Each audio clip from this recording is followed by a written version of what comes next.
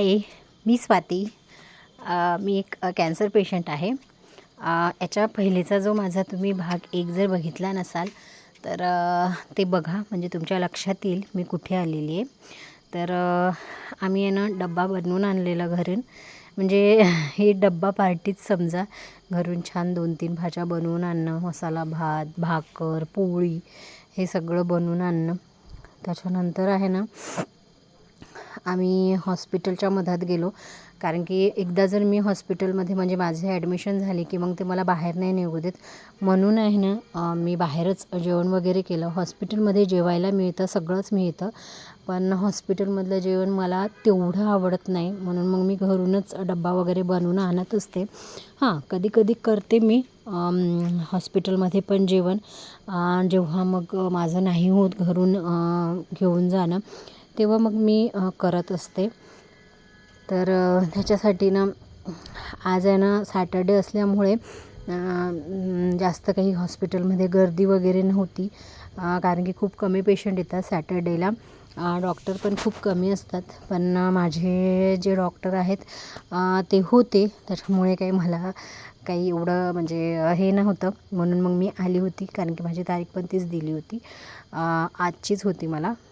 तर इकडे औषध वगैरे पण माझं आलेलं आहे. औषध यायलाच बराच वेळ लागतो, म्हणजे 2 ते 3 तास औषध यायला लागतो. त्याच्यासाठी मग ॲडमिशन घेतल्यानंतर 2 तास आपल्याला तिथेच थांबावं लागतं.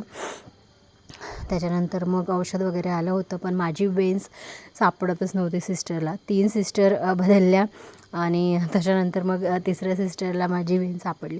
कारण की एकाच हातामध्ये 22-23 केमो झाल्यानंतर ती कुठून वेन्स दिसणार आहे ना त्यांना, त्यांची काहीच चूक नाही आहे.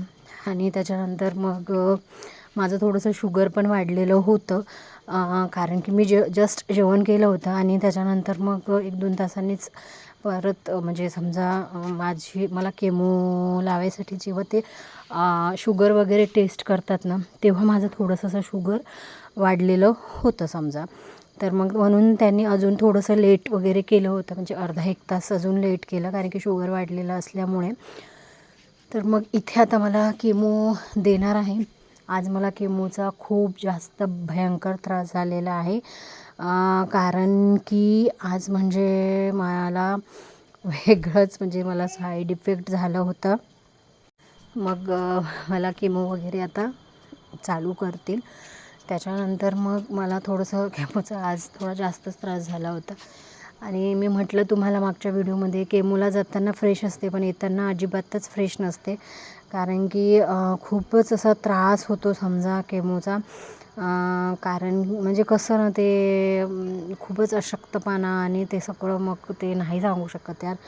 ते जे केमो घेतात ते त्यांनाच ते समदुःखी म्हणतात ना, ते तसं आहे की ज्याचं म्हणजे नाही सांगू शकत ते काय त्रास होतो आणि काय हे. तर मग त्याच्यानंतर मग त्यांनी पण प्रयत्न करून बघितला, त्यांच्याने नाही झाला. मग ह्या सिस्टर आल्या, मग यांनी छान असं बसवून दिलं, म्हणजे यांनी प्रयत्न केला तर ते झालं. तर त्याच्यानंतर मग मी तुम्हाला मागच्या व्हिडिओमध्ये सांगितलं की मला आहे ना कॅन्सर पेशंटला मदत करायची खूप जास्त इच्छा आहे, पण मी एवढे म्हणजे मी नाही करू शकत.